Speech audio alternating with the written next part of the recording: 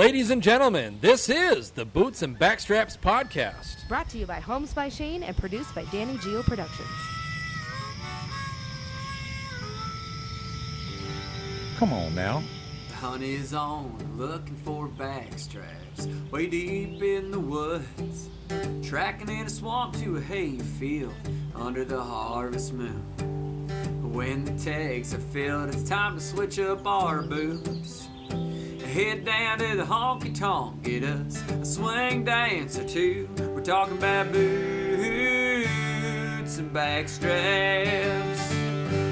Hey everybody, this is a show where we talk all things hunting and country music. From the classics through today. From big bucks to bull elk. We've got it all. Ladies and gentlemen, welcome to another episode of Boots and Backstraps. I am your host, Shayne Michael, and I'm joined, as always, by the ever-so-handsome and world-famous Tom Katt. Hey man, how are you? Where's my come on now? Come on now. Come on now. I feel like we didn't start in the right spot. You didn't. I know, I'm a little disoriented because the lights are so bright. On.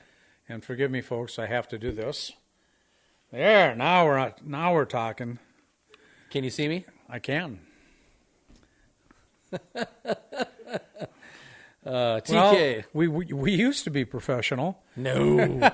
Do not lead people down that path. No, here's good to be here again. We have an amazing guest this evening. Some Jack Daniels. One of my best friends, and we'll introduce him here in a minute. But I'm really happy and really excited about tonight's show. So, well, I did a little research coming into this, as I often do, and was quite impressed with what I found.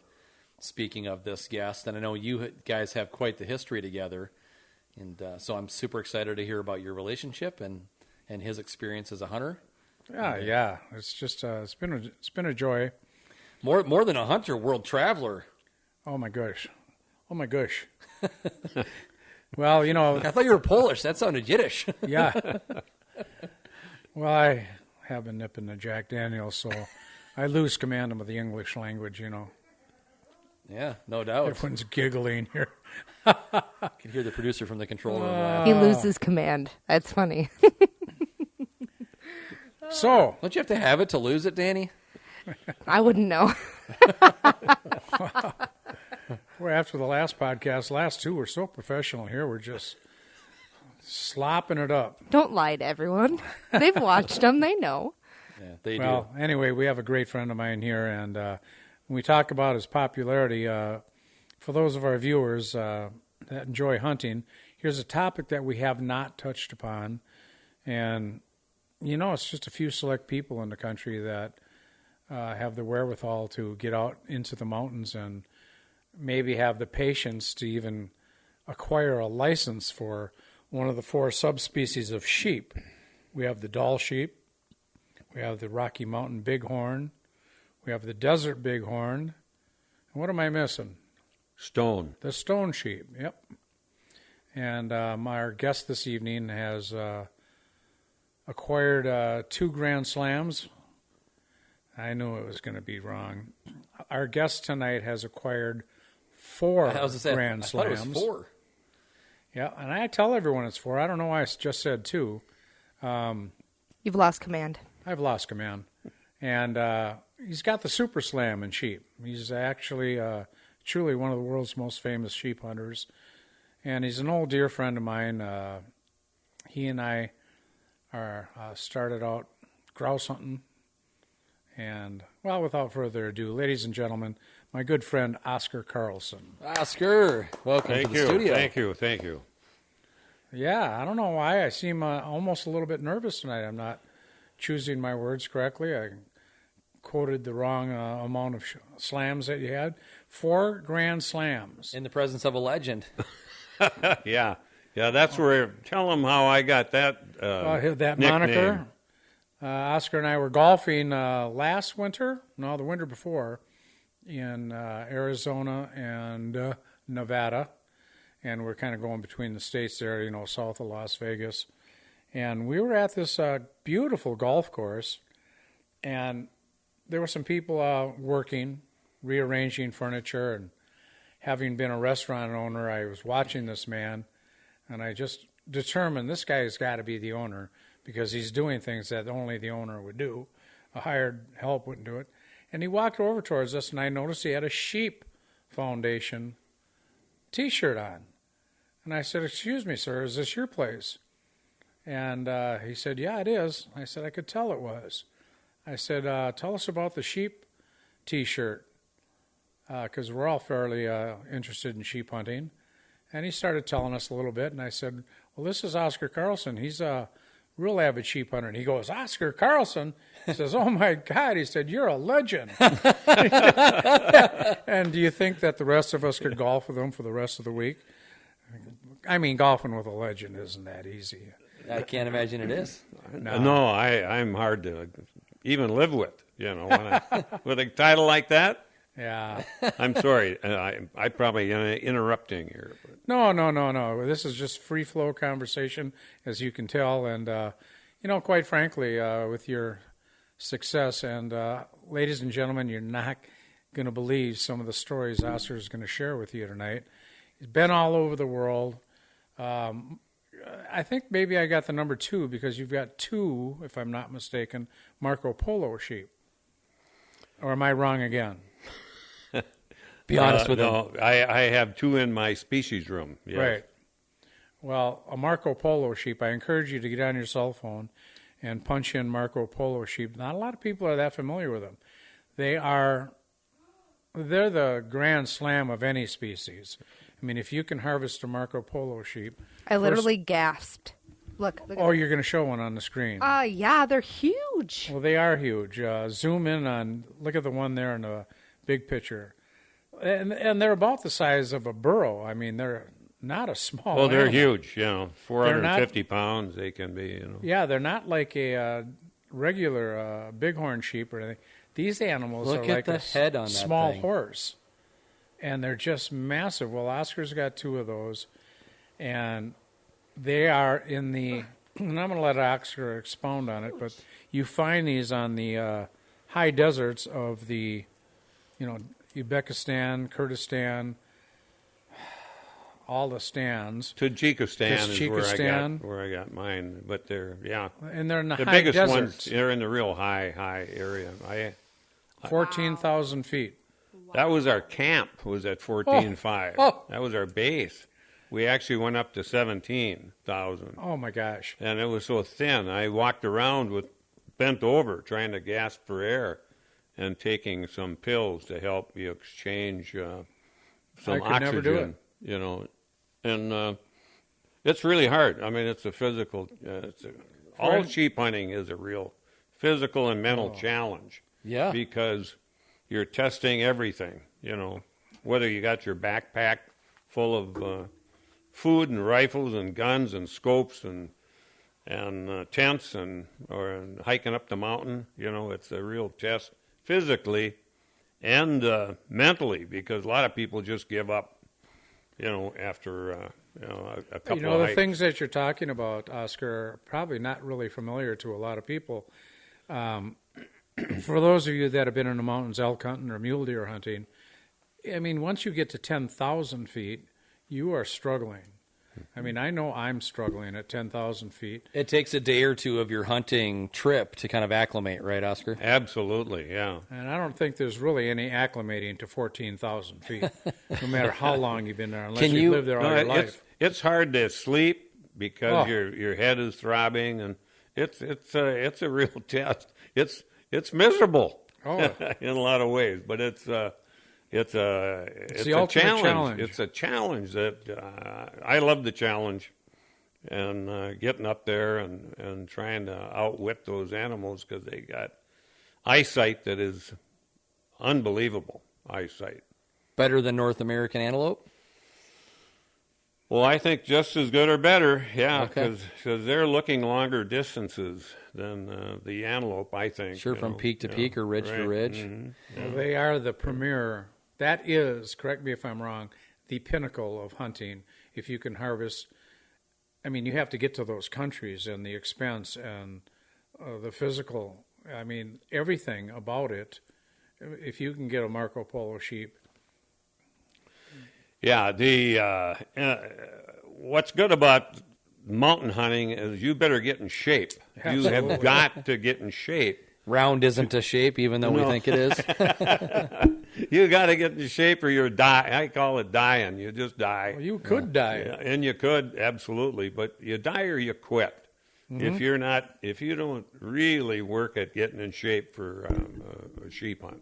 So, can you just tell us? I would love to hear you just tell us the story of one of those Marco Polo hunts.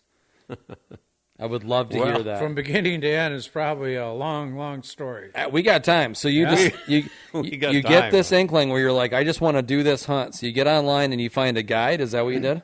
Yeah, I actually belong to an organization called the Wild Sheep Foundation. Okay.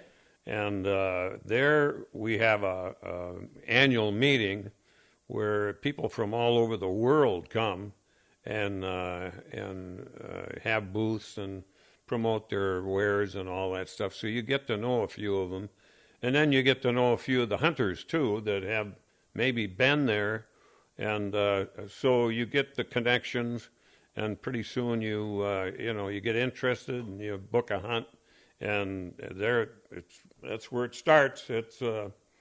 And you better start getting in shape the second you start booking. but we, that's that story can go forever. But you fly into where did I fly first? I don't even know anymore. I've taken quite a few trips, so I lose track. They're all running together. But yeah, they do. But anyway, I went to a city it's called Osh, and from there we took a long, long Jeep ride. I mean, it was forever. And just a quick little story about that. We were going into the Russia and Tajikistan. It's a former Russian country. Okay. Anyway, we stopped at, they said, well, we should stop and get a little liquor. The Russians love vodka. Oh, yeah. Love vodka. Yes. I had no idea how much they love vodka. Oh, it's like so water. I went in there, said, okay, that's fine. I got a couple of bottles of vodka and a bottle of bourbon, and I went to the checkout, and they said, no, we gotta have a little more. So I went and got 2 or 3 more bottles, and that wasn't enough. Whoa. So I went and had to get a case, but I didn't know what we were running into. On the way up there, you run into these blocks, these roadblocks. And to get past these roadblocks, they're by the Army or supposedly. Military, yeah. Military. Sure. You had to give them a bottle or 2 of vodka to get get through the gate. Wow. And so you kept progressing that way up till we got to base camp. And then we you said 14,500? Yeah, this was at 14,500. And then we did spend a day there trying to get acclimated because it was really, really tough because that was our base and we went up from there. And so what kind of effects were you feeling when you were at 14.5? Oh, headaches, throbbing headaches, frankly. And you're walking around. I was already walking around half bent over, trying to gasp for air. And I was taking a pill, I forget what the name of it was, to help you exchange oxygen. Okay. It's a common pill for high altitude people. So anyway, we went up and these guys are unreal. They got simple little Russian Jeeps that break down constantly. So we get up in these mountains and they break down and then they take them apart, parts all over the place. And then they put them together and they start running again. It's amazing. I thought one time we were up in there and it was snowing and blowing and he had this engine apart and parts laying all over and it was just snow all over those parts and I thought he couldn't even find them. And I started looking for a place to kind of hunker down and get out of the wind and stuff because it was bitter cold. And about 45 minutes later, the thing, I could hear it running. I was out walking, trying to stay warm and trying to look for a spot to hunker in. And pretty soon he had it going, and away we go again. What time of the year was this? I think it was September, October, Okay. somewhere in there, yeah. All right.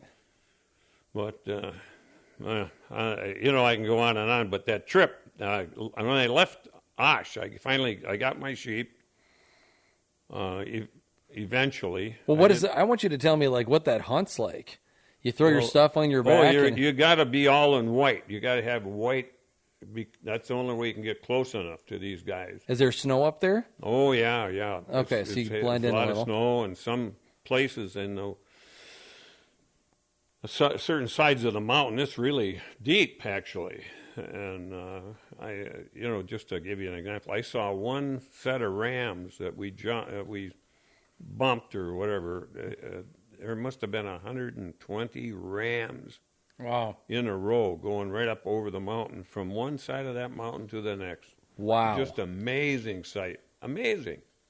Wow. And, You're lucky if you see two of them out here. Well, yeah, there seem the to be US.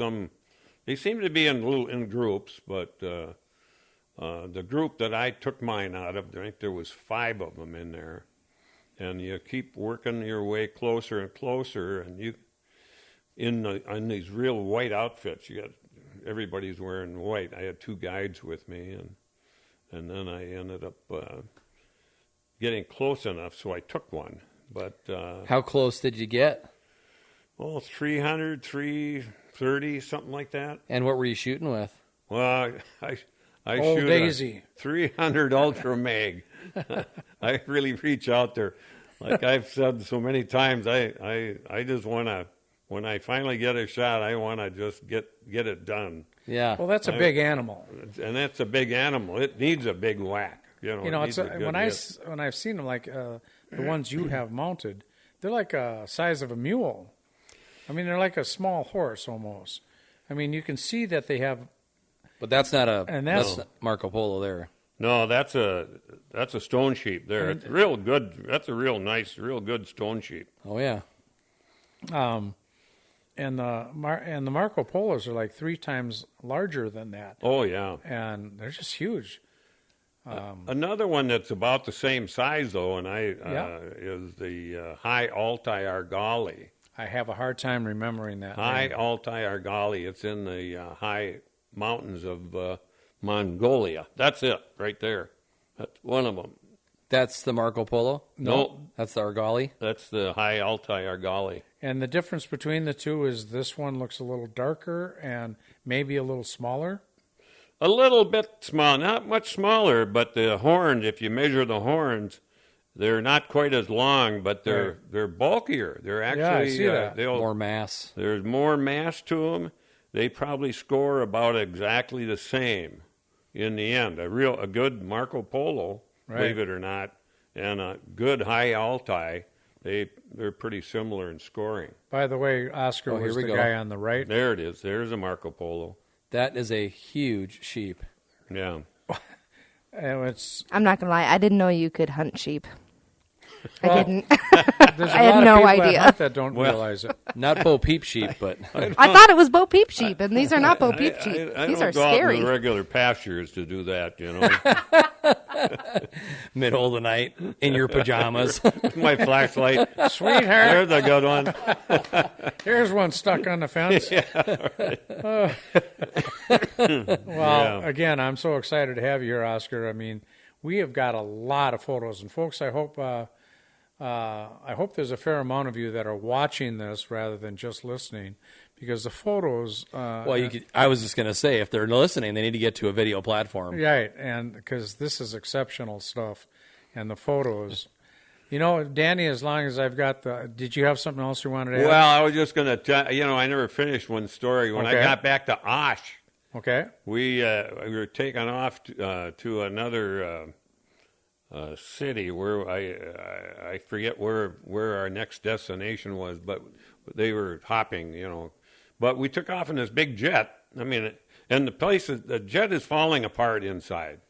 People are bringing their windshields, and I mean, This sounds real safe, Oscar. Anything you bring in there, anything they could walk in with, they took in, and you're tripping over everything, Anyway, we we got up to about 30,000 square feet, and the pilot of this jet he made an announcement, and everybody's kind of looking.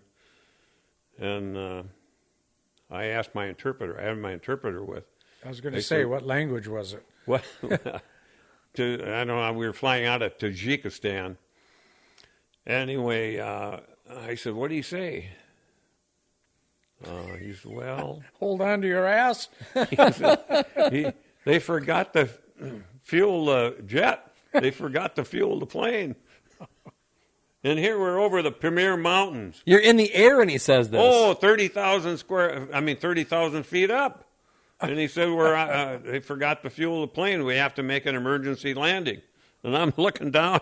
I don't see any place to land. Right. The mountains are high and the peaks are steep. And finally we flew into a town called Tashkent. And it was a pretty good sized airport, but there was not a plane there. I mean, it was just a eerie feeling because there was hangars all over. It's like an airport graveyard or something. No, there was not another plane even in sight. Was there fuel there? Well, we eventually, we landed, and I thought, holy smokes. I remember Tashkent when I was a kid. That was a rebel place. I mean, they took over. I don't know if anybody would remember that. I don't remember that name. Anyway, we landed, and the guy, our pilot, I could see was on the phone and talking, and pretty soon about... I can't find any gas. Yeah.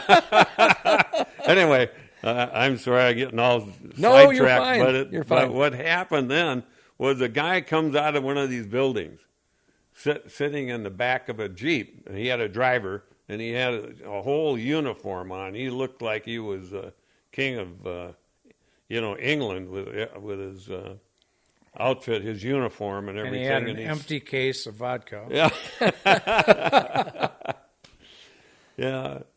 Anyway, they talked. I thought, man, I might be in trouble here, because I'm the only white guy on the plane. Did you have your sheep with you, or they were going to No, it was ship with it me. to you? It was with me. Okay. Yeah.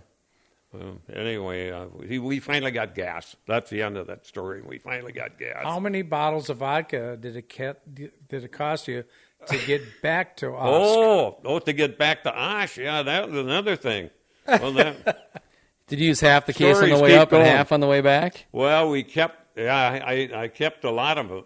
I mean, they only handed it enough so we could get out of there. But to get out of there, what I didn't know what they had done was they cut my sheep all up into parts, into steaks and whatever, roasts and all. Like processed it for you? Well, no, not for me. They stuffed it in an old gunny sack, and when we get to these checkpoints again...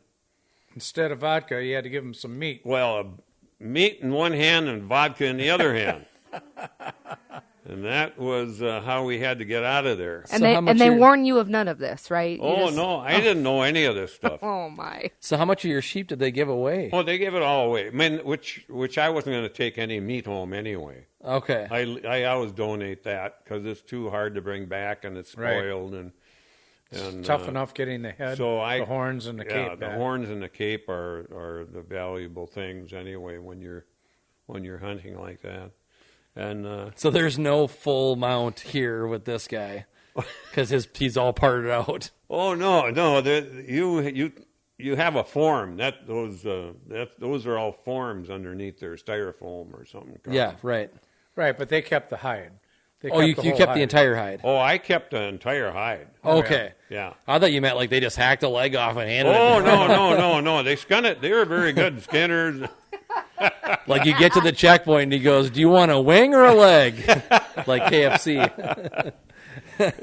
No, I want the whole thing. I want a butt cheek. Give me a butt cheek. Yeah, Wow, it was. well, And then, I got to one checkpoint, and we couldn't get through. We just couldn't get through. So they called the boss from way back. This was one of the scary stories. Calls the boss, the big boy from the base camp, and he drives all the way down. He's all pissed off. I mean, he is really mad. The big boy for them or for you guys? For us guys. Okay, all right. Base camp, our base camp guy. Okay. He drives all the way down, and he said, we rolled down the window to talk to him. He finally got there, and he says, "I'm gonna take care of these guys." You know, I mean, he used a little more Colorful language. And he had a sawed-off shotgun with him. Oh. But every stop that I was at, we'd be surrounded by AK-47 with kids. 17, 18, 19-year-old kids. And they'd happen to point it at you, you know, on purpose. And they'd just harass the living daylights out of you while you got the vodka. Anyway, this guy, he opens up the door. He slams that door open and shoots right into the floor with the sawed-off shotgun. The door to where the military guys The military guy was. Wow. Scared the living daylights out of me. I'm scrambling for my gun. I'm trying to... You're thinking it's about to be a fight. I thought a firefight. Firefight possible. I didn't have any idea. And they're yelling, and pretty soon the gate goes up and we go. But, man, it was scary. Wow. You know, to be a fly on the wall and speak that language, right? Oh, yeah.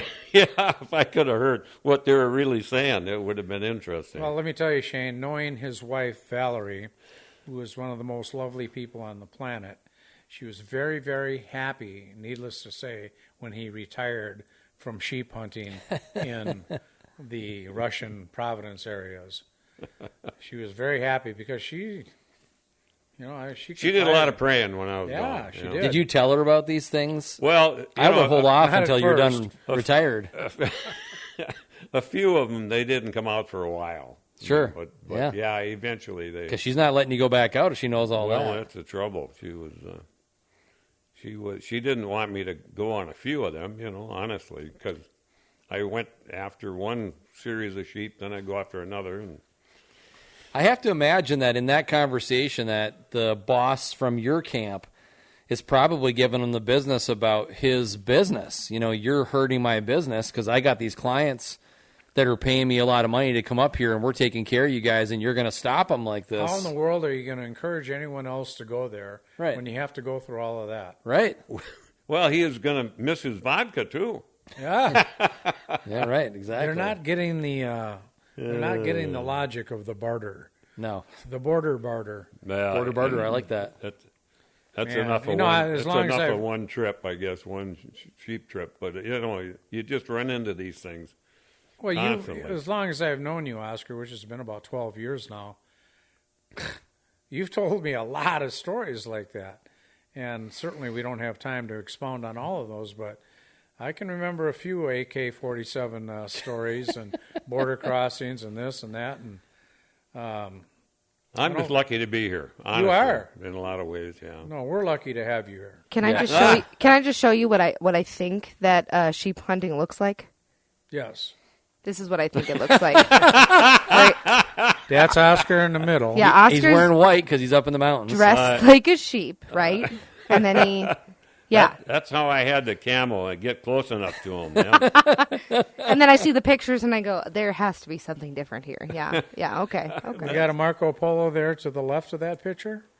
No, I don't know what that is. That's not a real sheep. No, that I don't looks know. really odd. I literally Googled sheep hunting and I found this. So That's hilarious. this is what I pictured. So I'm super intrigued. And so okay, so when you Now you can hardly wait to go, huh? I'm very excited. How do you I mean, is it one of those, I know you're with a guide, but like is it one of those where you're in a blind and you're hunting it, or is it, what is it called, like the chase one? How do you hunt a sheep? Oh, you don't sit in a blind on those boys. Spot and stock you're talking about. Yeah. Danny. Thank you. Yeah. Yeah. No, we stalk them. You know, we scope them out from a long distance away.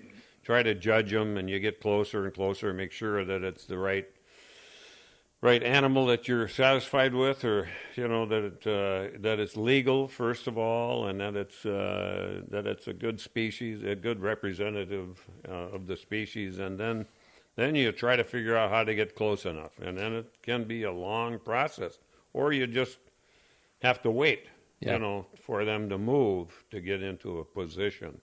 So we could just spend a second here talking about this spot and stock concept, because we do have a fair amount of folks listening that don't hunt. Maybe are just country music fans, and so they're not necessarily familiar with the terminology. So what we're referring to is you've got sort of like more close range search across prairies, mountains, that kind of thing, where you use binoculars. But when you've got to go long range, you use a much more high-powered optic or a scope, as you mentioned, that can see for miles to find that right animal that you're interested in pursuing. And that is what's referred to as the spot and stalk. So you're spotting with this spotting scope or the optics. Or your eyes. Or your eyes, if you can see that far, if you get eagle vision. And then you've got You mean sheep vision. Sheep vision. Yeah. And then you've got the stalk, which is what Oscar's referring to, where you have to wear clothing that helps you to blend in with the environment. And you're, in most cases, you walk some of the way, but then you're usually kind of crawling and, right? Every way, any way you can get there, close enough. Slither like a snake? Yeah. Wow. That's Oscar right there with Marco Polo. No, What a that's cool a picture. high altai. Oh, Another high altai. That is a huge animal. It is absolutely huge. And I mean, just what do you look think at the weight was on that? look And at he the probably didn't size have a of its scale, head. well, it's a good 450. I mean, it really Jeez. is. Yeah, but for a sheep, for a sheep. that's yeah. amazing. And it looks like there's nothing to eat there. That's what amazes me at how big these animals can get. Yeah. It's like desert, mountains, desert, Yep. valleys, desert, everything. And so I got actually down on the level to see if I could see any grass, and you can see a few little spigots of grass, but it's so thin. I don't know how they could stay that big. Where do they find water? Well, the snow, and I'm sure there's creeks, and Yeah, they find it. They find it somehow. I honestly don't know, because in some of these, most of that Mongolian, the deserts of Mongolia, the Gobi Desert is where I was hunting for the Gobi Argali, and that's in a little bit lower than the high Altai Argali. There's two levels of, but you just don't see any water holes. I just don't know. They must get it through the grass somehow. Little grass there is. So what type of sheep is that? That's Armenian sheep. That's a real contrast, because that's probably a 100-pound animal by comparison, right? Oh yeah, I don't know if it was even that. It was. It's around that. You got it close. Yeah. Speaking of around, you seem a little less round in that picture. Hey, Wow. hey, Shots fired. I'm going to walk out of here pretty Wait quick. a minute. Before I have after. I have rounded up a little bit. Yes. Well, you deserve it. You've put a lot of miles on your boots. He's retired, Tom. He's Yeah, I know. retired. I But know. I got it. sometimes I love 'em. I get the antsy to get going. I'd love to take one more. Really? Trip. I really would somehow, but Well, you it'd ain't have to going be without pretty me. flat. It'd have to be pretty flat, honestly. Well, the easier hunt, and one of the last ones you did, I saw a video of it. What was the one that was just up there? I was looking away. Oh, wow. I would That's assume another this one. wasn't easy. I'm just going to put that out there. So what species is that one? That's the Argali? Gobi Argali. Yeah, The Gobi it was Argali. that was a big one. Well, I was That's incredible. It's like a horse. fortunate to get really good animals over And you're there. not in this picture, so No, he's the one with the blue shirt. no, he is No.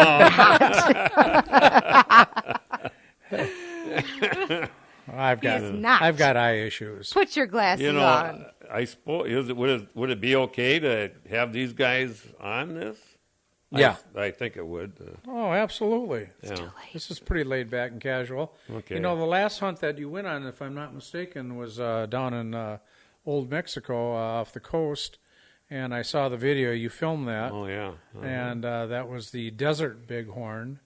Now we're back here in North America, and You filmed it like with Yeah, I had a film guy with me all the time. Really? Right. For your hunts? Yeah, not for all of them. But that one. Do we get some footage?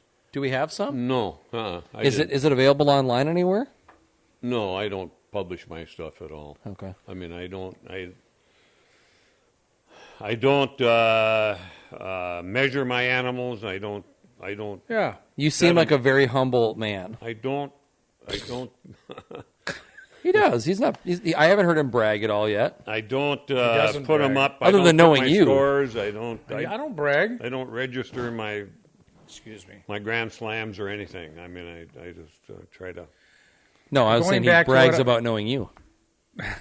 Going back to what you said about an easier hunt, that's how I got on the topic of the desert bighorn, because that was down in Mexico, and it's certainly mountainous, Yeah. but Not like that. not that. I mean, he's hunting you can see the sea of Cortez and the Pacific Ocean from where he was hunting. You were actually on an island, if I'm not mistaken. Yeah. Mm-hmm. And he brought his wife Val, and they had this fabulous dinners and wonderful wine, and that was not a terribly physical hunt, if I'm not mistaken.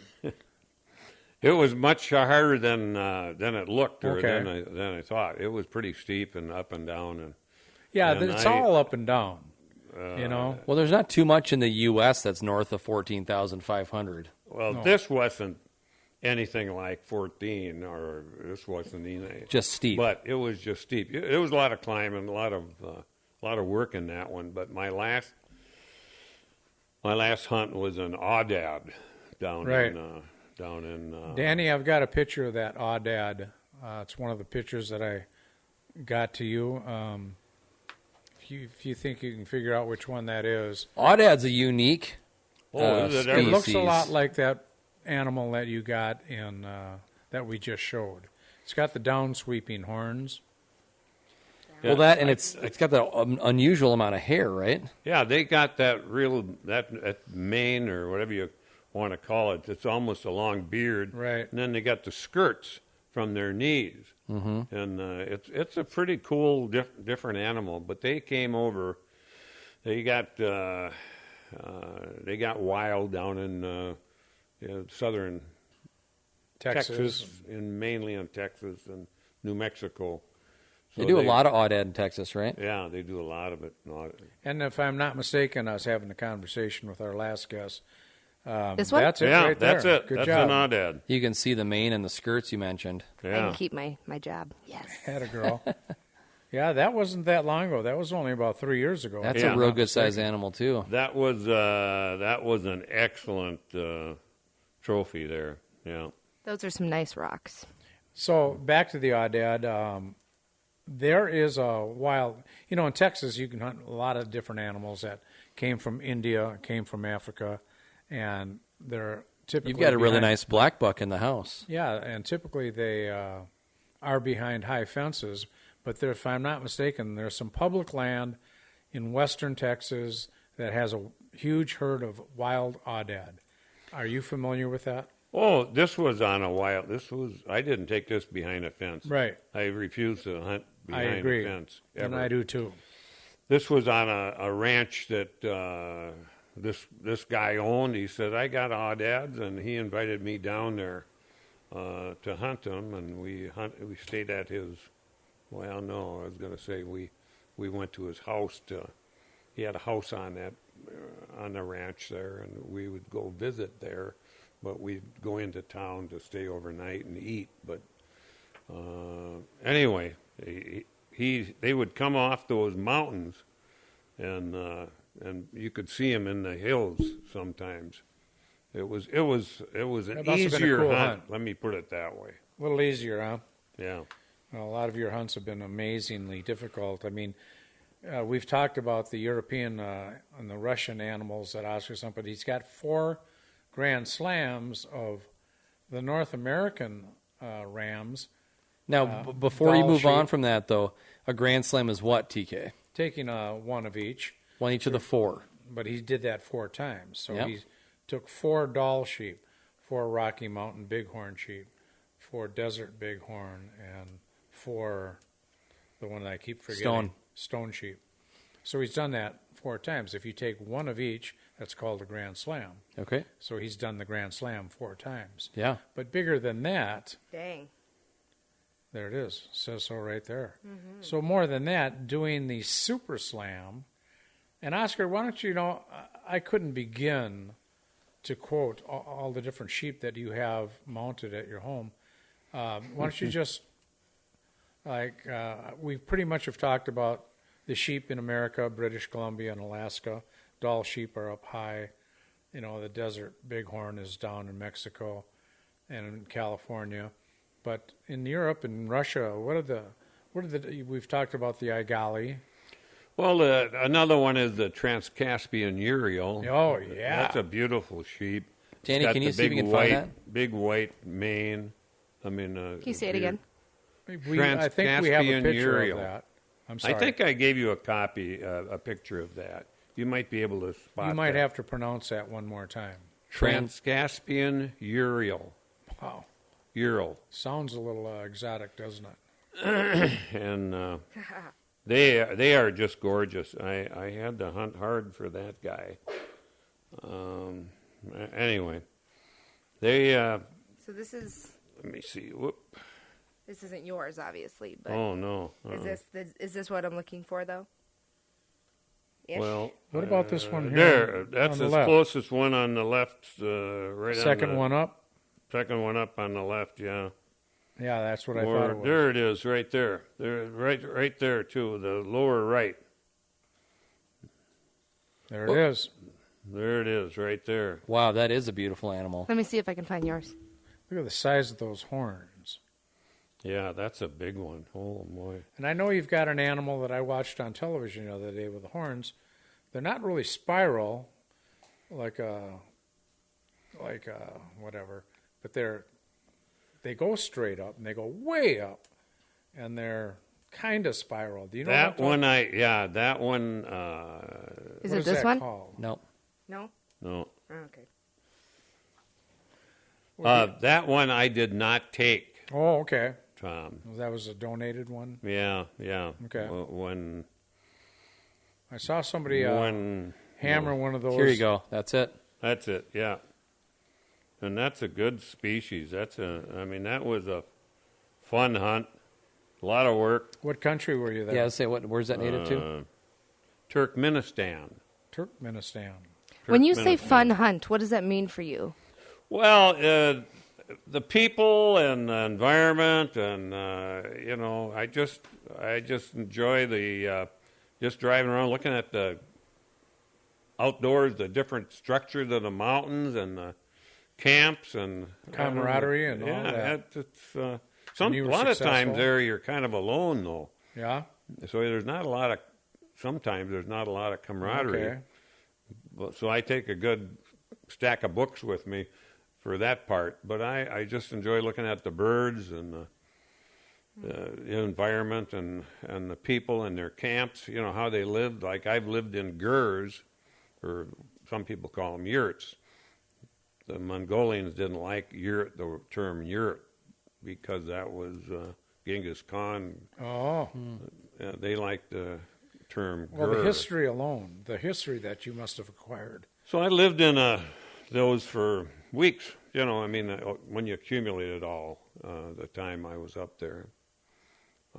Speaking of Have you- camaraderie, I'm sorry to interrupt. Yeah, you're good. Danny, if you can, pull up on the screen. You have a wonderful, wonderful friend, almost a lifelong friend, who's a world-famous artist. Oh, And I know Ron Van Gilder, and he has a book that I brought with us tonight. And if Jill can maybe retrieve that, I'll show you. But there's a photo of there, and you're in the painting. It's yeah. actually around the campfire, and this is real camaraderie. I mean, you can just look at this picture and see the camaraderie. Did you ever? Here it is, right here. Now, ladies and gentlemen, that's a painting. Ron Van Gilder, if I'm not mistaken, is the gentleman with his back to us. Yes, he's got his back to us. Yeah, And Oscar is all the way to the right. yeah. Why don't you tell him about that? Teddy Roosevelt's telling stories Yeah, no, that's another. So then what he did, He looks like Teddy. that's another, he put in other wildlife artists. Oh, That, the guy with the cowboy hat telling the story is I got a couple of his paintings. And the guy that he's talking to the closest, he's an artist. And this guy is the publisher of like not Sports Afield. This guy right to my left, and the other guy is Ron's father-in-law. Wow. boy, So doesn't it have... this was he used the campsite at that. It was the Stone Sheep camp. He used as a background, but then he put different people in it. Wow. This Ron Van Gilder is a great friend. He went with me on many hunts. That's And what I thought. He was tough as nails. He backpacked with me. He went with me on North American hunts, not on international ones. Right. But he, I would think, boy, I don't know if he's going to come on this one. And he'd be right on my side. Well, this is the book that Oscar gave me. It's got a ton of Ron Van Gilder's art in it. That's a beautiful And bull I on the cover proudly there, too. display this on our coffee table. Oscar left me a nice note in this book, and I'll, if I can, I'll just, like, those are the ducks. That's some of his paintings. He's just a stunning painter. You know. Talented. Oh, Incredible. it's just. Can you imagine someone being like, "Hey, I painted you"? Like, how does that feel, Oscar? Yeah, do you how feel many like people are? do you feel like Rose from the Titanic? I mean, it's just an amazing. One of his paintings is in the, or it was, maybe it still is, hanging in the capital of the Minnesota capital. He used my son and another guy. It was commemorating the 75th anniversary of the game wardens. Oh, really? So he was commissioned to do a painting commemorating that anniversary. So he used one of my young boys at the time as a model. Nice. And a game warden was pointing out different things to him. They were Yeah, this is the way to in jail. a slough. Now you point that for me, but no, it was. We spent a lot of time together. I was going to ask you, have you always firearm hunted? Do you ever shoot with a bow? You ever do the archery thing? Never have. I just didn't get into that. I took so much time with with the rifle hunting. I didn't get into the bow or the muzzleloader either. Right. Never got into it. A lot of guys like you, and me, it was just another opportunity to get out in the field, whether it was a muzzleloader or the bow or a shotgun or whatever. And I know you're well familiar with shotguns. When Oscar and I met, we met at Red Oak, my restaurant, probably 12 years ago. And you went into that slop house? Yeah. As we got to know each other, we Twice. No. Recovered from the poison? Yeah, sorry, Tom. Just a few at your expense there. Anyways, I got to know that prick. Oscar. Cut. Yeah. No, don't edit that one out. You just can't say the Effenheimy. Yeah. Oscar and I, we realized that our first love was grouse hunting. And if you don't mind me sharing a little bit of your history, Oscar grew up on a dairy farm up by Mora, Minnesota. 7 brothers. Mora. I know exactly where that's at. 7 brothers. They were called the Magnificent Seven. They were. Quite actually, they were rather magnificent. They grew up with an amazing work ethic. And all of them went off in different fields and I read a lot about that. became very, very successful. And I was fortunate enough to meet Oscar, and we decided, hey, I grew up grouse hunting. And he's like, well, I love grouse hunting. And by the way, I've got a grouse for you in the freezer. This is at the restaurant. You're This just is at chatting the with restaurant, and so we've been grouse hunting because I can't afford to go to Uzbekistan, and quite frankly, neither one of us are in that good a shape anymore. them. You only got so many organs you can sell. Yeah. Oh, that's good. Yeah, I got parts. Yeah. After that second round of sheep hunting that I really pressed it real hard for about 4 years there. Yeah. I've got 2 new knees now. Wow. Yeah. Both of them, yeah. So anyway, we started grouse hunting, and I would take him to my old hunts, and he's got some property up there by Mora. And by golly, me and him shot a lot of grouse. You know what? I have a photo, Danny, of Oscar and I and another gentleman out there in the snow grouse hunting. And when it gets right down to it, he's been all over the world Here you go. hunting. But wouldn't you say, Oscar, there's nothing better than walking there and kicking up a covey of grouse? Oh, I love grouse hunting. I mean, I've spent hundreds and hundreds of hours grouse hunting. Yep. Mostly with one of my brothers was really big on that. Fred. Brother Fred. Was, Yep. I've hunted with you and Fred. Yeah, I know you have. And What's your opinion on the eating of the blue grouse? Because Tom has expressed his displeasure there. Have you ever eaten blue grouse? Up in the never mountains? eaten a blue grouse. No, I never have. But I picture the meat real dark. Same with they eat needles. They're worse than spruce grouse. I don't like the spruce grouse either. Yeah, I knew that's where you're going.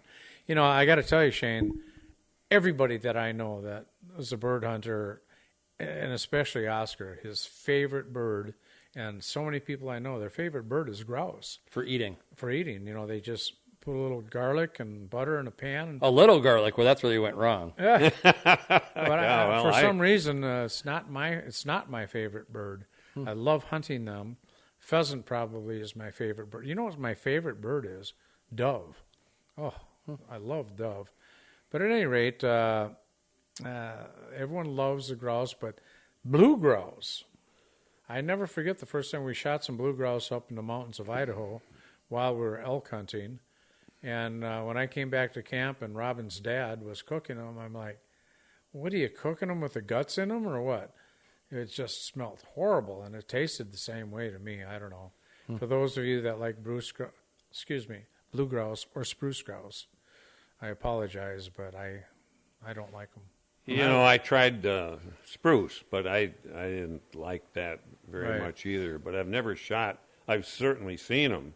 The blue grouse, boy, they're big, big bird. So what's the species you guys hunt on your land then? Rough Rough grouse. grouse. Rough grouse, okay. That's the most common, right? Yeah. In Minnesota, you've got rough grouse, and up on the Canadian border, we've got some spruce grouse.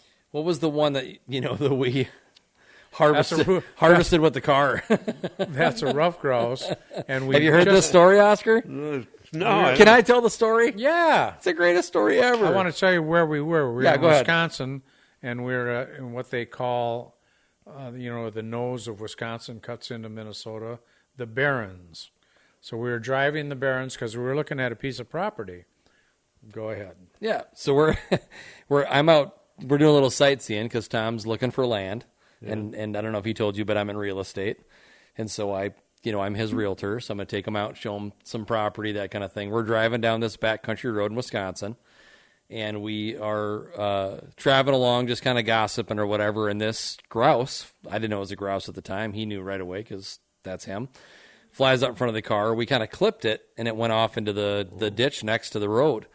And so he said, stop. So I stopped, and we're watching the thing, and it was just kind of huddled down in this tree mass. And he goes, come on. So we get out, and we huddle up a little. He wants to have a little play call meeting. You're going to go this way, and I'm going to go that way. We're not going to let this thing go. We're going to get him. So he's like, you're going to go over here this direction and get its attention so it's looking at you, and I'm going to go around the other way. And I was like, all right. So I'm like, all right. Him. Yeah, so sure enough, he picks up this big tree limb. I mean, he's got his hacksaw Jim Duggan impression going. I can picture it. And I go walking off, and I'm like, I'm not trying to make too much noise, but I'm just making sure it's looking at me. And sure enough, it's looking at me. And then he gets within, I don't know, must have been 5-6 feet, and it realized he was there. So it hopped up and tried to fly away. Well, it was somewhat wounded. Anyway, it got about 3 flaps, and he gave that thing a whack, just like Hank Aaron over there. Took that thing right out of midair. Poor thing. And that is the grouse that is in my freezer and that you can take home with you tonight. Yeah. He claimed to have shot that, a no, long shot and everything. Why would I ruin a great story like that? 10-mile hike. Yeah.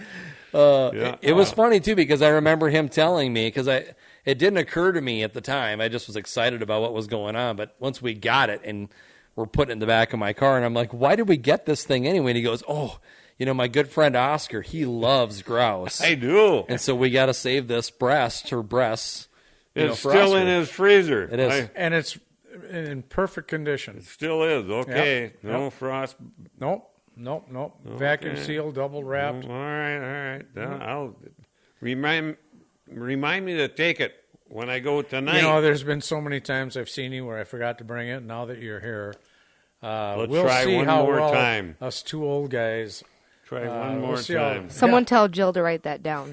Yeah, tell Jill to write that down. Right? The women around here are the ones wearing the pants. So I mean, At least in my house. yeah, no doubt. Oscar said he knows who the chief is, so. It was a fun experience because we get back here after the whole thing and we get it out of my car, and he's like, let me show you how we, essentially get the breast out. Oh, yeah. And it was the deal where There's a few different ways, and they're so simple. They are the easiest bird to clean. They are really. Shane's like, it was like grab here and hold this and yank. Okay. it's like learning how to tie your shoes, except for not. Right. Yeah. Except he never saves the legs. I know. I like the legs too. Really? Oh, There's yeah. not much meat on the legs. Well, there's but not much, but the meat it's that is tasty. there is good. And Yeah. actually, I feel a little bit guilty about doing that. And when it comes to pheasants, and I've shot so many pheasants over the year, I don't typically save the legs there because usually they have some shot in them, and then they got blood in them. But our pastor at Edelbrook Church, Bob Well, this Merritt, one didn't have any shot in it. he loves Maybe a little With bark. the fender, it's part of the fender. little chrome. Bob Merritt, our pastor at our church, he says, "What are you doing? You got to save those legs." Well, sure. So I developed a technique for not spending too much time, but actually saving the meaty part of the legs, the thigh part, because on a pheasant, Not a lot on the toes. You don't want the drumsticks. You don't want the drumsticks; they're all full of tendons. Yeah. But at any rate, we got a grouse for you, and now enough about that. Well, good. Oscar So, grew up in Mora, Minnesota, on a little dairy farm. Had 7 brothers, and 7 brides, right? And since I've known you, we've lost 4 of them, which is a sad, sad deal because That I is got sad. to know all of his brothers except for his oldest brother. And my gosh, they were great, great men and just wonderful guys. Now he's only got 2 brothers left. Yeah, that's So right. there's only 3 of you left out of 7, and some amazing, amazing guys. And if you grow up on a dairy farm with dirt floors and you get out there 4 o'clock and 4 o'clock or 5 and 5, and you're milking cows, and he has an exceptional family, and I'm proud to be your friend, Oscar. I really am. And Well, we learned how to work and how to stick with the job and how to figure stuff out. Yeah. You had to. Yeah. We didn't have much money and didn't have very good tools. Yeah. But we had to figure out how to get things fixed and how to get it done, and it was a lot of work. So here's one thing that I would like to do as soon as we get back from break. I want you to explain this picture to us when we get back. That's another one. That's a busted up plane. And Yeah. you took the picture, and I would that assume? don't look like an American or a North American plane. That looks like a Russian All I'm plane. saying is it You can just it tell looks by the busted. colors. I It's was in it. busted. That's All right, I'll folks. say. We're going to take a little break so we can keep the lights on around here. A little promotion for the. I know. I almost said Talkips. Keep the lights on around here, and we're going to do a little promotion for the sponsorship for the show. And so we'll be right back with Oscar Carlson.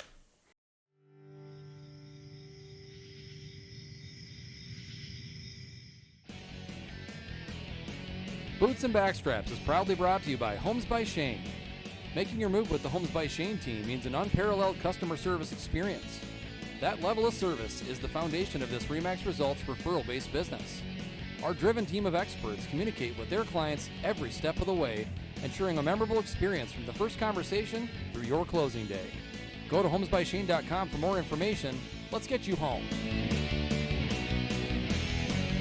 If you would like to sponsor the Boots and Backstraps podcast, or you have an interest in joining our team, send us an email to bootsandbackstrapspodcast@gmail.com.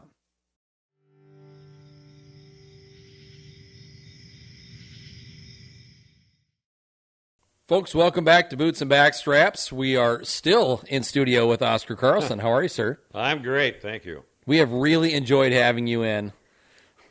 Well, I'm glad to hear that, because I don't know, I just been chatting away. That's what it's all about, That's Oscar. what we do. We're having a ball listening to your stories and, God, just trying to live vicariously through you. It's like, Or not. I don't- Or not sometimes. I can imagine any hunter that's listening to us has got to be going, wow. Yeah, a 17-year-old pointing an AK at me in Russia. I don't know. 4 grand slams. Or whatever's the going super on slam. here. I don't know what's going on here, but I don't want to live through that. Oh.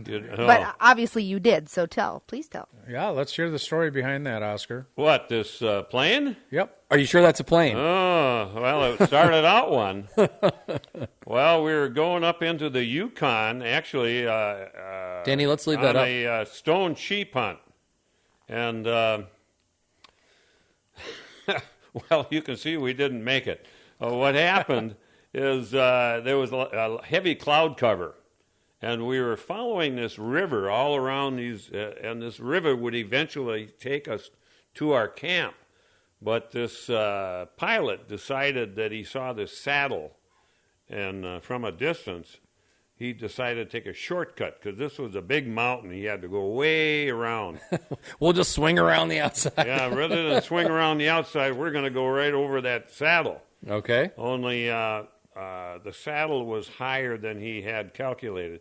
You know, that plane, if you show it again, the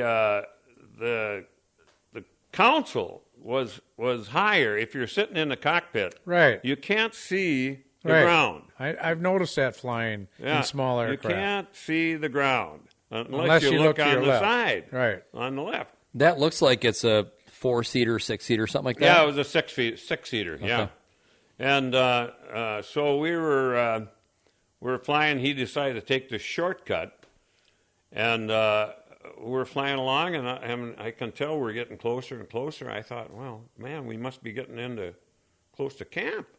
I didn't know camp was anyway.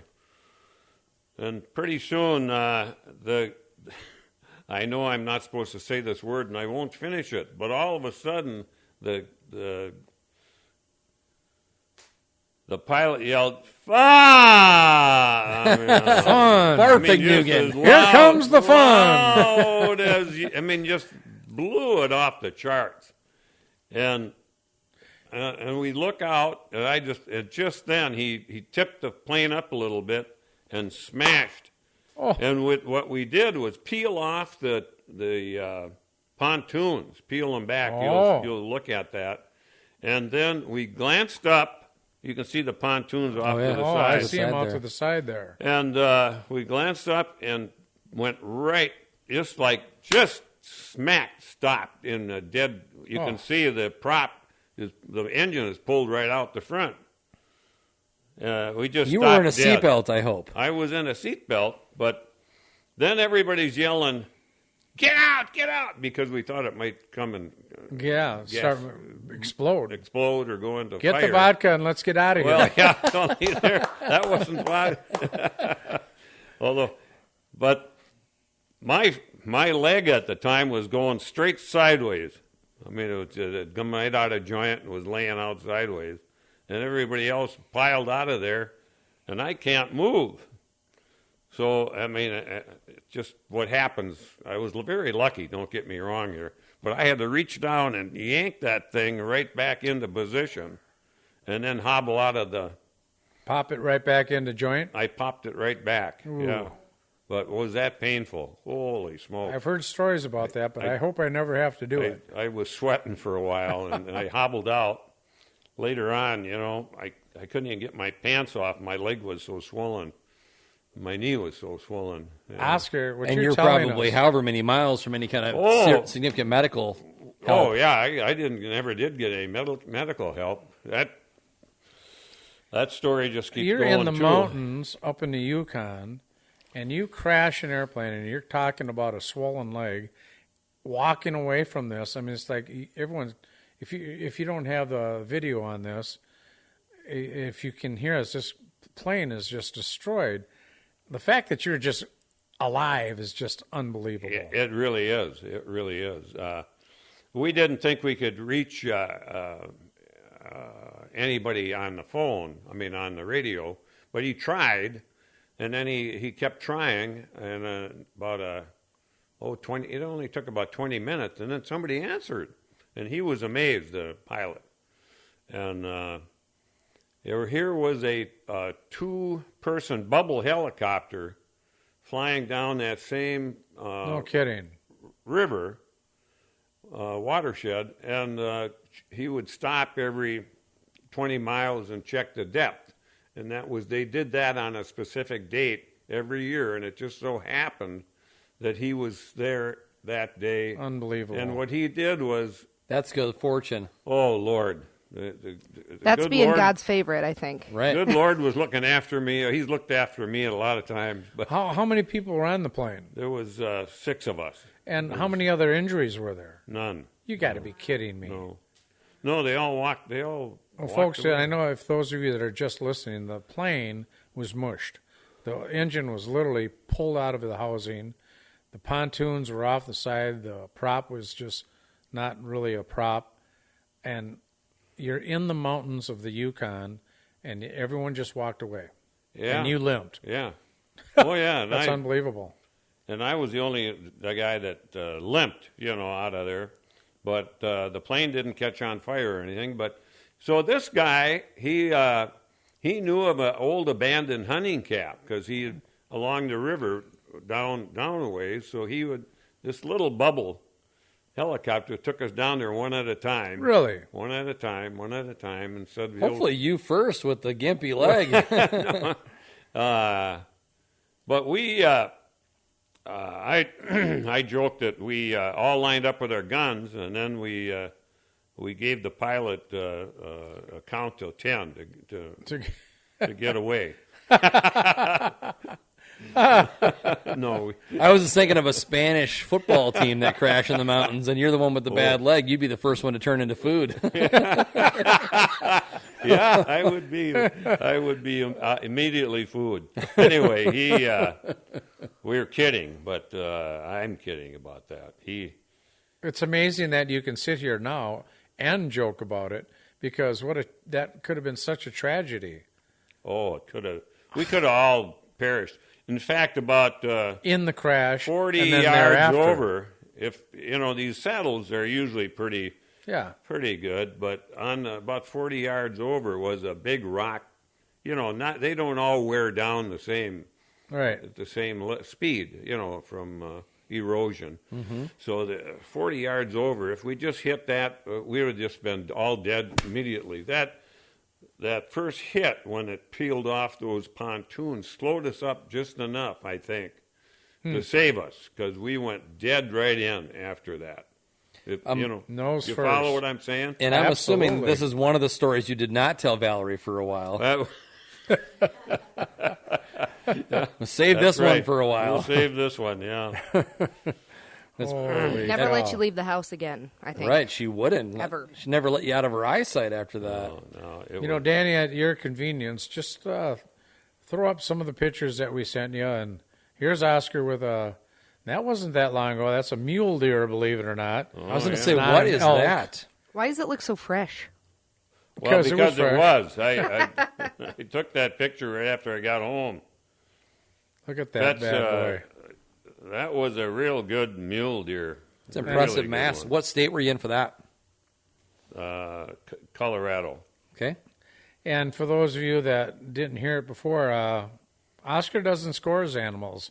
So he doesn't know how much that thing scored, but I guarantee you it's somewhere in the neighborhood of 240.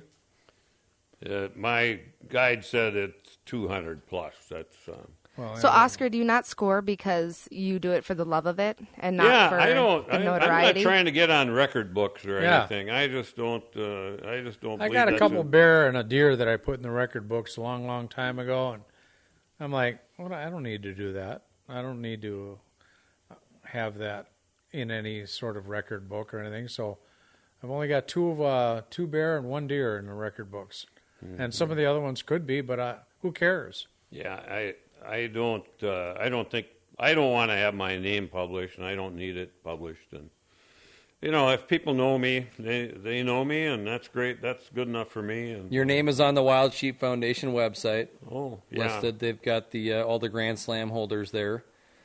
So naturally, you'd be there and we as know much as you. you're active with their, with I the guess what he's organization. getting at, he's trying to be humble, and he don't want his head to get any bigger. Have to grease his ears to get him through the door. I didn't even register. I'm a Marco Polo Society member. Yep. And That's a limited society, believe me. But I didn't even register my my Grand Slams with them even. But Oh, that's cool. That's and I think that's a good thing for everyone to hear. If you want to be in the books, more power to you. yeah, that's okay with me. Yeah, that's certainly okay. Yeah. I've got a couple things in there, and you get a little bit older, and you just don't care. You just don't care. You do it for the solitude. You do it for the beauty. You do it because you have a passion for hunting. Do it for the meat. And you do it for the meat. I got 4 kids at home, and they all, the youngest, I shouldn't say they all, because our youngest is just about 6 months old, so he's not eating any wild game yet, but the other 3 love wild game. Oh yeah. Well, you bring them up on it, they'll grow up to hate beef. They- Almost hate it, not totally, but Well, they're at this point, my 12-year-old Michael can tell the difference between grass-fed, beef that you get at the grocer or whatever, and elk or antelope, or he can tell the difference between all that. Oh, yeah. my friend Steve Woog's got 2 daughters, and they're in their teens, and they have to eat wild game. They just love the wild game that he brings home. They don't ever eat domestic animals. Yeah. Well, and that's a healthy way to live. And Oscar. You mean like dogs and cats, or? Yep. I don't know what the hell he meant by that, but let's talk about Domesticated animals. the last guest we had was Thurman Tucker of the Quail Foundation, not Foundation, Quail Forever, and we talked about. I've been involved with a lot of the nonprofits, whether it's been Pheasants Forever, the Rocky Mountain Elk Foundation, Turkey Federation, Bear, and North American Bear Foundation. All of those have a portion of their program dedicated to kids, getting the youth involved. And I know you and I have talked about everything hunting, everything politics, everything. And we know that it's so important to get kids involved in the outdoors. And I know that it's just even amazing to me what a big, big deal this is. And why don't you tell us a little bit about the Waterhole Project? And, with the sheep being sheep, it's hard to get kids involved in any aspect of sheep hunting except for what you came up with, the Waterhole Project. And it's an amazing deal. Well, what you do every 2 years, because it's such a big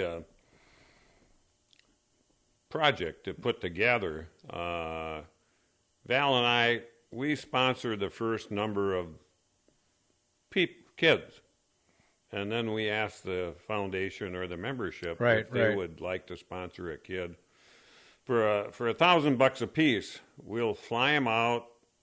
We take care of their the cars, the airplanes, the food, the tents. We take care of everything. Yep, and this is not the organization. This is you and Val. Yeah, well, we take care of the first bunch, let's say, and we used to sponsor it all. Are you a 501c3? Yeah. Okay. Mm-hmm. We used to, Val and I used to sponsor it all, frankly, but then people say, well, you should get other people involved. Mm-hmm. because other people want to be part of that. So Right. then what we did, we kick it off every time. At least we'll buy or we'll match the next 3 or 5 people that step up and sponsor somebody, and then so we'll get about 12 to 15 people to or us to put in. So we get $15,000, let's say, bank. And then what we do is have the kids. We go to high schools and different places and make presentations, and we get kids write an essay to qualify themselves. Right.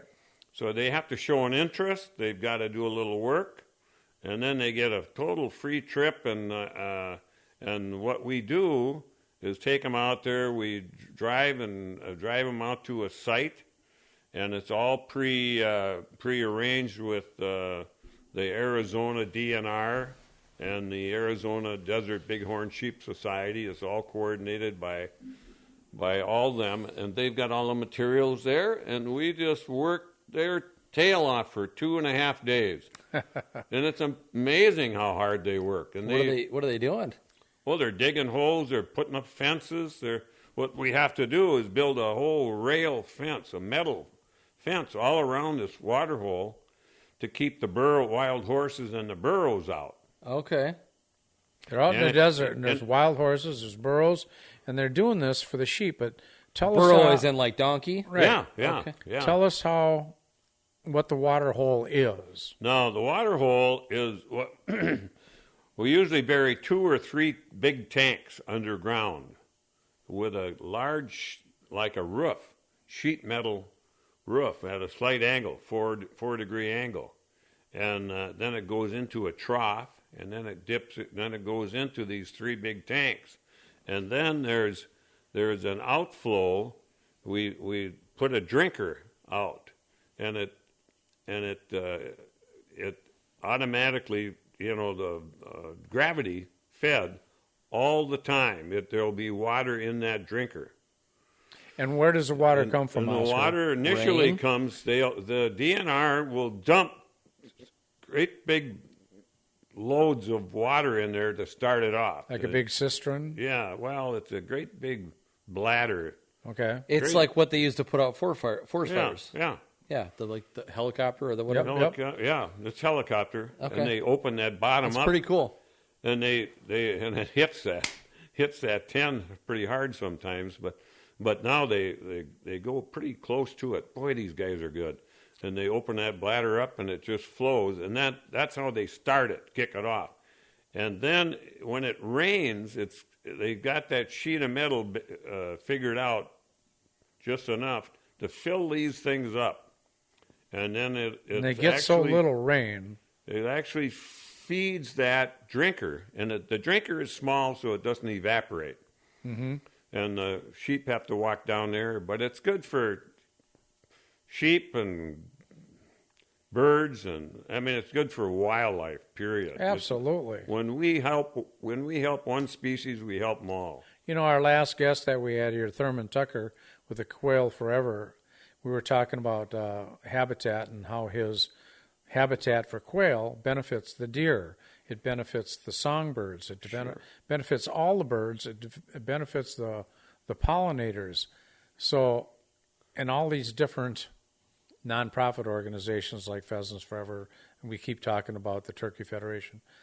Whereas the Sheep Foundation, their program to get kids involved is you.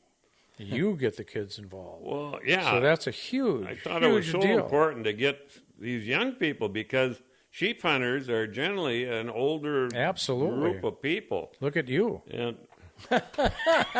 He got one back. I don't know. How does Lynn I love you. live with you? I don't know. But yeah. You talk about camaraderie. When But me and Oscar are hunting, it's zingers left and right. Yeah, we go It's a back and spice of forth. life. He usually wins. Oh, yeah.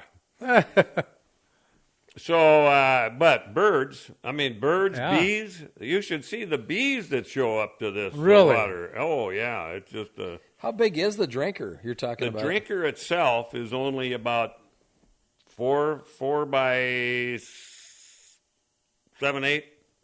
The drinker itself. Okay, that's not super big. No, it's pretty small, and it's kind of out of the sun most of the time because it's made to. They have to walk down to it. So it's Facing in the north, shade. maybe? Yeah. So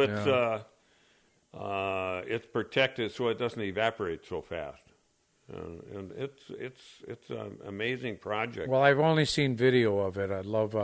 I know I volunteered to go with you if you ever need a guardian or what do they call that?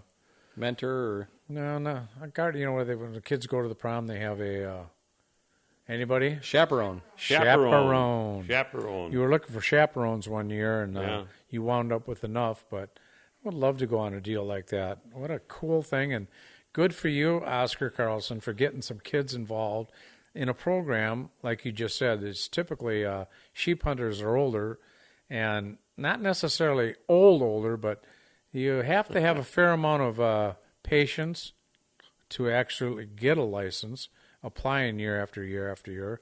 But it's not a cheap hunt. It's not a cheap license. It's not a cheap hunt, and it's not just for the average blue-collar guy. So, Not anymore. no. You know, when I first started, Right. I think it was. Yep. You know, you could put down 4,500 or something eventually, you know, and go on a hunt. But now it's big bucks. Frankly, it's no question about it. Unless you get lucky on a draw. Yeah, you talk about, I think about 25 years ago, I was in Iowa pheasant hunting, and there was just a great guy that used to put us up, me and a couple friends, and he had a sheep on the wall. I don't know if it was a doll sheep. I think it was a doll sheep. And I'm like, what little I knew about sheep hunting, I'm like, where did you get that? And I think it was British Columbia. And he was a man of very humble means. He was a farmer down in Iowa, and I'm like, and he had an old farm, you know, one of those old Iowa farmhouses, and I'm like, here he's got a sheep on the wall. I'm like, wow. And it wasn't that impressive to a lot of people because they didn't know what it was all about. Yeah, they didn't realize what it was. Yeah. Well, Minnesota doesn't, you know, and Midwest doesn't have any sheep, you know. Right. So you got to have an experience or a passion or something. Something, yeah, But got him going on that. But the kids really, lots of them had never. We go to these small towns a lot of time and have these kids. They get pretty excited about going on a trip. First of all, some of them have never been on a plane. All right. And, Wow. And a lot of them had never seen the desert. A lot of them had never camped.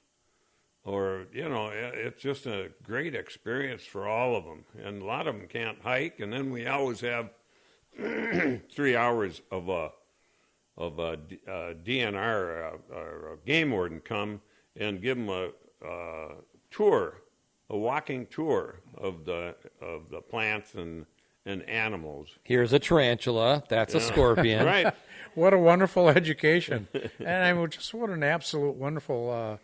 If you find that in your sleeping bag, find a different sleeping bag. What an adventure for those kids. Yeah, I mean, my goodness. So we've enjoyed it. I've done that for. Val has attended every one of them except the last one. Uh-huh. And COVID has got everything knocked down. well, yeah, that changed everything. But you know, her knees and my knees, and I probably shouldn't be going up there anymore either. But I can barely grouse hunting with you anymore yeah, because I can't keep hey, up with there's you. a lot of drumming going on up at my place, by the way. Let's get it next fall, this coming fall. Let's get through summer, and Anyway. I can never wait for fall. But you know, the springtime is like, I live for the springtime and the fall, the turkeys, and then the fall we have all the different hunting going on. We went to the Black Hills a couple springs ago to chase turkeys. Oh, did you? Yeah. And They're man, gone. just could not find any. You know who Anyway. I talked to today? I talked to Tom Glines, who's going to be a future guest of ours. He was the Midwest, the regional director for the Wild Turkey Federation. Good friend of mine, did a lot of shows with him. And he finally, remember, we were in South Dakota, and I called Tom up and I said, Tom, where the hell are all the turkeys? And I was so inadamant about it, I think he said, well, I'm not going to call him back. And anyway, he called me yesterday or today. And they all run together, you know. They do run together. Well, when you're drinking, everything runs together. But if we're going to talk about turkeys, you know, he's got a lot of turkeys up at his place, but there's a lot of places where the turkeys are getting hammered by animals that never used to qualify to be able to hammer a turkey, like the bobcat out in the Black Hills where you and I were. They're devastating them. Not Valentine, Nebraska, the turkeys, there used to be thousands of turkeys, and now there's hardly any turkeys. The coyotes have gotten educated. They know how to get after them. The bobcats are more and more, and there's, you know, certainly in the Black Hills there's mountain lions. But even in my hot spot in Wisconsin, I didn't see any turkeys for the last 2 years. Wow. And you know, they're such a durable bird. I just don't know what to say about it other than the predators have become educated on how to get after turkeys. You know, I got on my game camera, I got the biggest bobcat on my game camera that I've ever seen by far. He looked like a mountain lion. Yeah. This is in your Landamora? On my Landamora. Amazing big bobcat. I mean, yeah, they're becoming I actually saw a video, maybe you guys have seen it, of a bobcat that took it wasn't a fawn either. It took a deer down. Really? Wow. Saw a video of it. This hunter was up in a tree stand, and he took a video of this bobcat taking a deer, and it was. I thought, holy smokes, that's so they're getting. They're getting more bigger, prevalent, and they're getting more educated. I don't know what to say about it. The turkey was so famous for being the most durable bird on the planet. You know, they could survive anything, the weather. I mean, they're up in Canada now, for crying out loud, and they're up in northern Minnesota where we hunt. It's like, just amazes me that I'm seeing places like the Black Hills where you and I went, and places like Nebraska where they used to be just. It used to almost be easy to get a turkey, a Miriam out there, and now we're not even seeing them. So I don't know what the heck's going on, but we're going to have Tom Glines on as a guest in the near future, and we will get the answers from the horse's mouth. Maybe he calls you back. Yeah, he finally did. That was great. Danny, do you have any pictures that you want to throw up on the screen there that we can elaborate? There's Oscar and a bear that nice black bear. We were together. There's Oscar and his cannon, and that looks like a poor 30 bear. that. Oh no, That bear. 270? No, I used that 300 Ultra. Oh, that bear came into the bait, and that's, as you can see, that's a very nice bear. And I vividly remember. How can you tell? Looks kind of grumpy to me. Well, you know, don't get confused as to the size of a grizzly bear versus a black bear. This is a black bear, and they're considerably smaller, typically, than a grizzly bear. But he's got a fine representation of a black bear right there. And when he hammered him, that thing, Shayne, from where you're sitting, say you were the bear, he blew him sideways to approximately where the monitor is. Rolled over. I mean, you did mention earlier about that gun not leaving any doubt. I don't want to chase anything anymore. No. My knees can't handle it. I gotta kill him now. One squeeze and it's over You with. bet. you know, Danny, throw the picture up there of there's a bear that we didn't harvest, and it's not a very good picture. There it is. Look at that thing. Yeah, that thing. That's a picture off of a game camera. Now, any bear hunter would take one look at that, and I've showed that to probably 100 guys, and they all have the same response.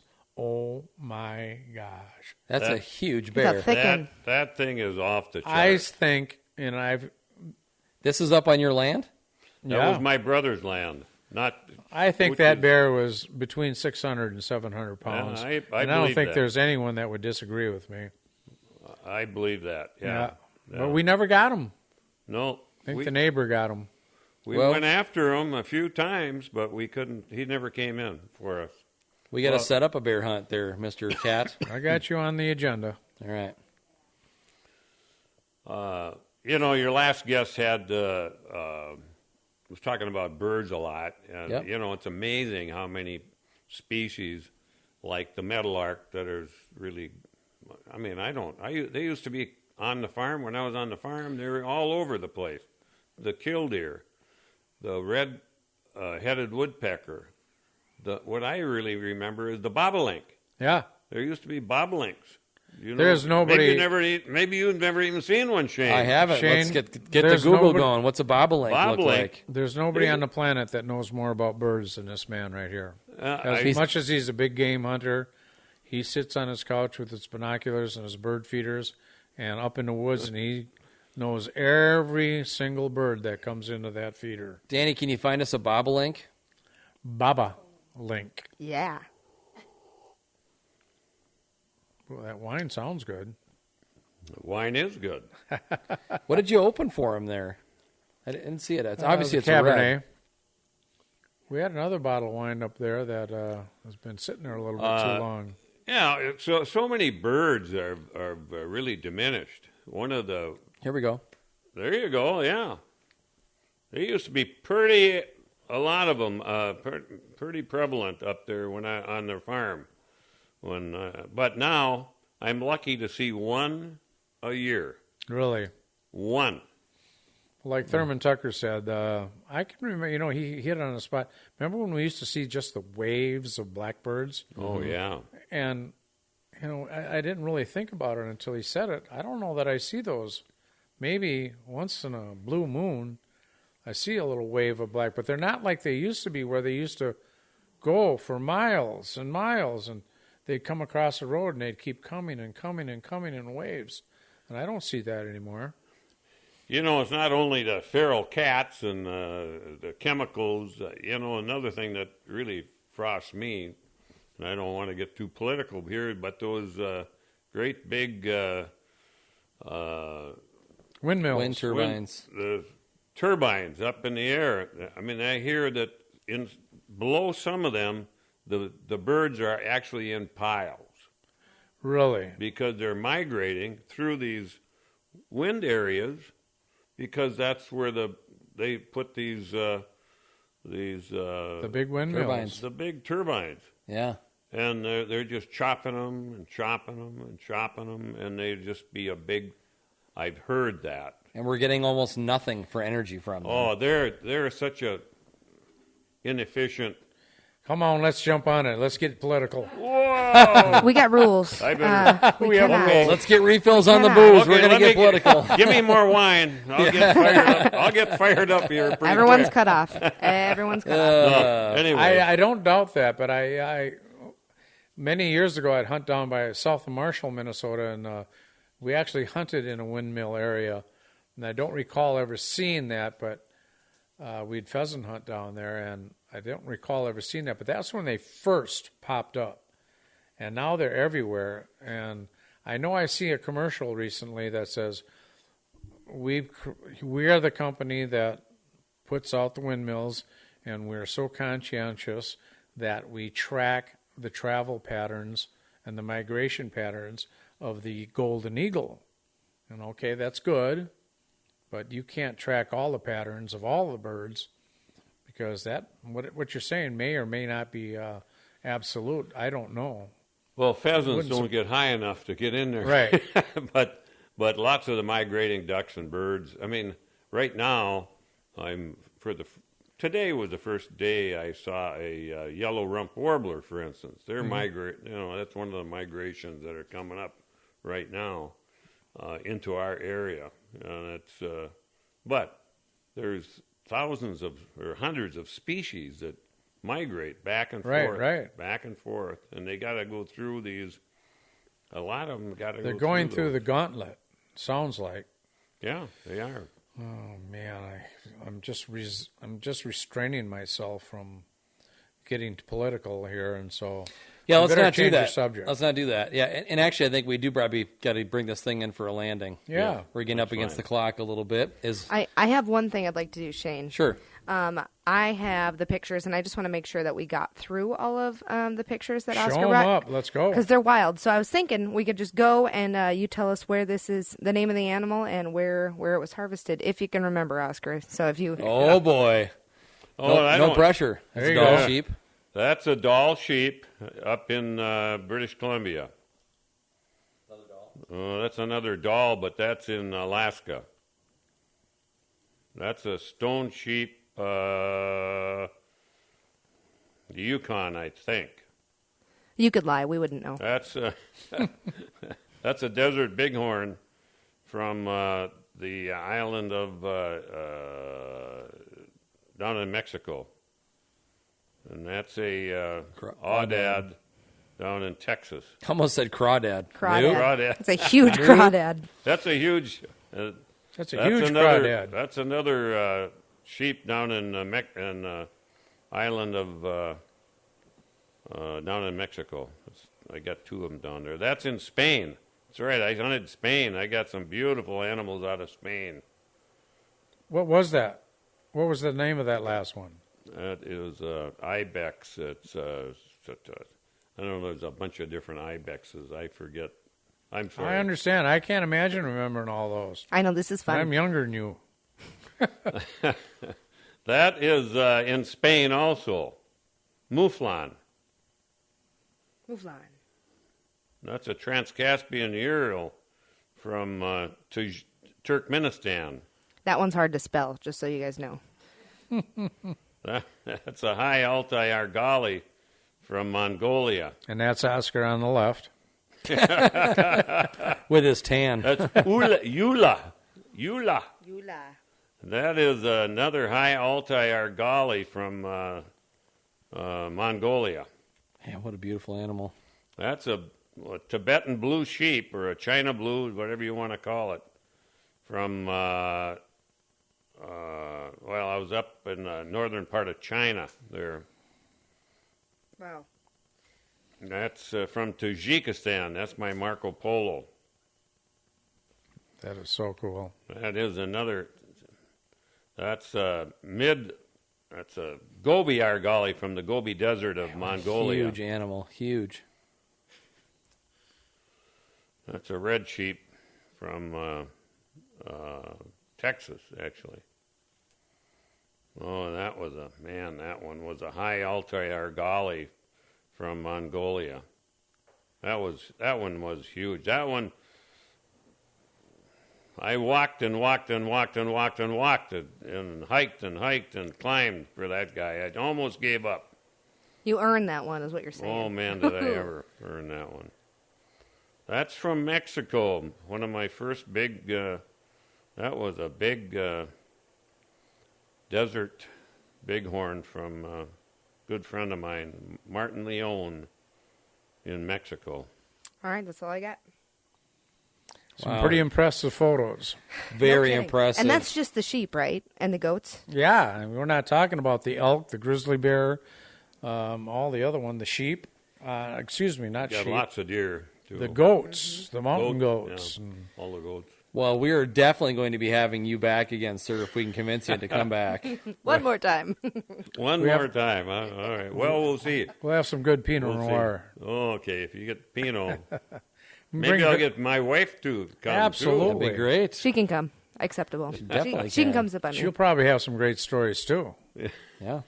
Well, here's a trip that I let him go on that I'm never going to let him go on again. She might be hearing some of those stories for the first time and be giving you the stink eye. You didn't tell me about that. Or she'll be Or giving when us you told me it was a little different than that. the real details, the real story. She'll give us that. Well, when we started Boosh and Backstraps, we told our listeners that we are going to have very colorful guests. You did not. We not disappoint tonight. Right.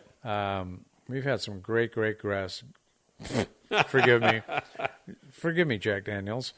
We've had some great guests. And You're forgiven. Oscar, you're about the best we've had, I think. Oh, yeah. You're a Agreed. great man, and you're so generous. And what I love most about you is you're a good Christian man, and you know how to take care of your friends and family. And it's a pleasure to have you here tonight, pal. And I Thank look you. forward to many more years of knocking down the wild grouse and anything else we can do together. Golfing, you should see us on the golf Bingo. course. Holy Bingo. moly. Yeah, I it's don't gonna drive. We're gonna go down to bingo. pretty I can't quick, see my golf ball fly, and he can't see. And it's just a comedy of errors out there on the golf course. Can I bring my Minnesota foot wedge with me? Oh, yeah. Well, I don't think you'd be Well, invited he if you uses didn't it have all one. the time. I don't use it, but you know. Get that sucker out of the bag. You see sounded, that? That sounded like something out of Caddyshack. Folks, thanks a lot for tuning in this week to Boots and Backstraps. And again, special thanks to Oscar Carlson for joining us. We appreciate having you. My pleasure. It was fun. Make sure you check us out on the video platforms, YouTube, Spotify, and Facebook, and, of course, all the available audio platforms, including Google Play and iTunes and all that sort of thing. Spotify, Apple Podcasts. Spotify, Apple Podcast. Give us a like, comment, and a share, and do us a favor if you're on one of those platforms and subscribe to our channel. We'd love to have you back for future episodes and checking out our other episodes. TK. Come on now. I'd like to close with what I always close with. Whether you're belting out your favorite country song or pursuing your favorite game animal, I encourage you to use that same passion to pursue the Lord. He'll teach you to shoot straight. Thanks for joining us, and we look forward to seeing you next week. Come on now. The hunt is on, looking for backstraps, way deep in the woods, tracking in a swamp to a hay field under the harvest moon. When the tags are filled, it's time to switch up our boots. Head down to the honky tonk, get us a swing dance or two. We're talking about boots and backstraps.